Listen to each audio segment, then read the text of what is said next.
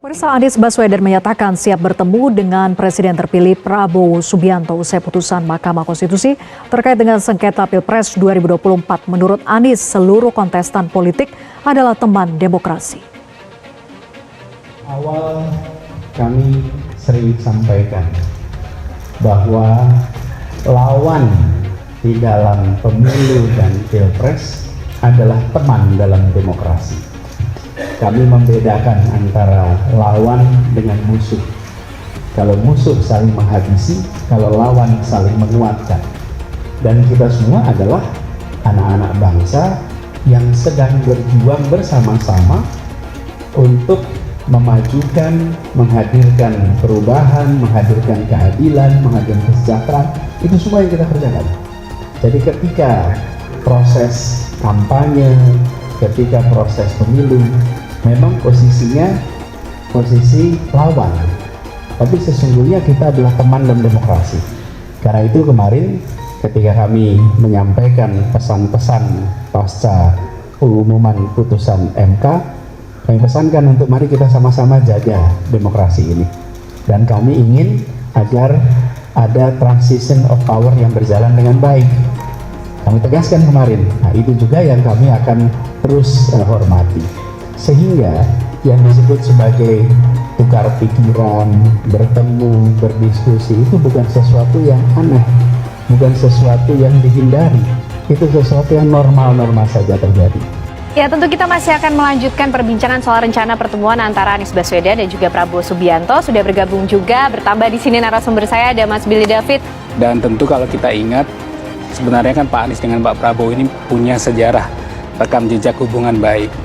Dan selama periode kepemimpinan Pak Anies di DKI juga saya rasa lebih dari puluhan kali mungkin bertemu beliau berdua, dan hubungan baik itu terjalin juga. Mungkin rivalitasnya baru akhir-akhir ini Mbak ya, waktu Pilpres ini. Apalagi ya kalau kita ingat gimana momentum waktu debat waktu itu. Tapi ketika proses MK selesai, dan itu kalau kita ingat apa yang disampaikan Pak Anies, juga menyatakan bahwa satu, Pak Prabowo merupakan seorang patriot. Kemudian Pak Prabowo itu seorang negarawan. Jadi sebenarnya di luar kontestasi yang mengharuskan keduanya menjadi rival, sebagai seorang negarawan keduanya berhubungan sangat baik. Dan kami percaya juga di luar panggung-panggung politik mungkin ya, secara personal juga hubungan baik itu mungkin dibangun dengan banyak orang, terutama dengan Pak Prabowo Subianto dan juga tokoh-tokoh di dalam Partai Gerindra. Oke, ini kalau Gerindra kayaknya mencari sosok, tapi kalau Pak Anies juga butuh mesin politik. Gimana Bang Habib? Ya, ini dia yang saya sampaikan sejak awal, ya kan benar dikonfirmasi oleh Mas Billy, ya, bahwa ini kan kita bicara soal bangsa, ya. Jadi kedua belah pihak saya pikir sudah nggak ada baperan, sudah move on juga dari tahapan sejarah Pilpres kemarin.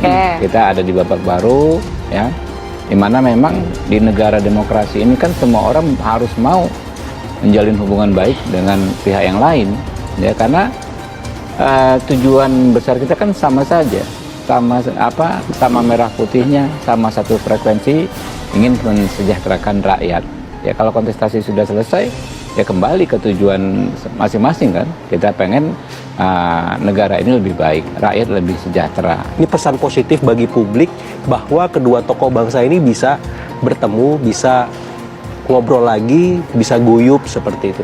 Tapi ada juga nalar politik yang bekerja di balik itu. Kenapa? Karena siapapun yang akan menjadi gubernur daerah khusus Jakarta, DKJ, ini adalah calon presiden 2024. Karena apa? 2029, sorry. Karena di 2014 sudah ada Jokowi jadi presiden, kemudian Anies kemudian di 2024 megang tiket capres, artinya siapapun yang menjadi gubernur DKJ Jakarta itu minimal memegang tiket pencapresan 2029.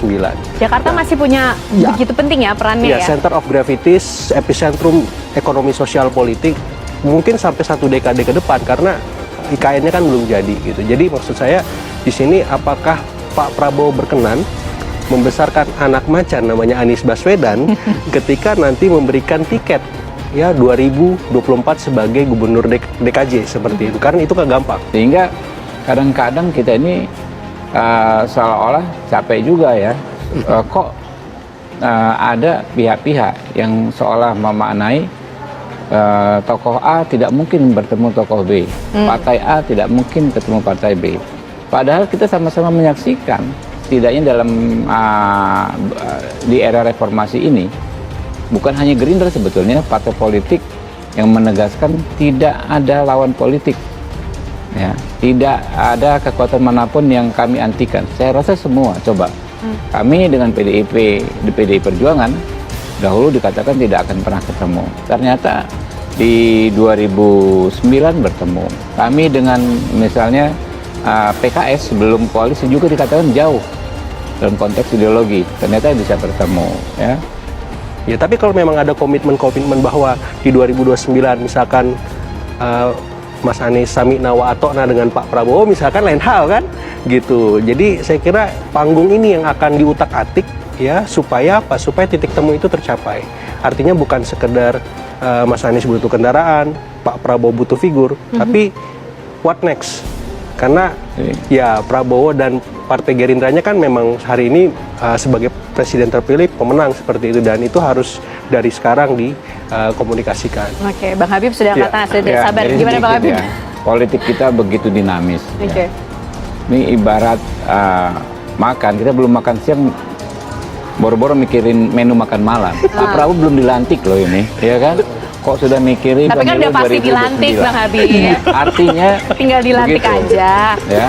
Sudah kita persiapkan baik-baik pun 1-2 tahun bisa berubah kok, namanya kontestasi apa namanya peta politik gitu loh.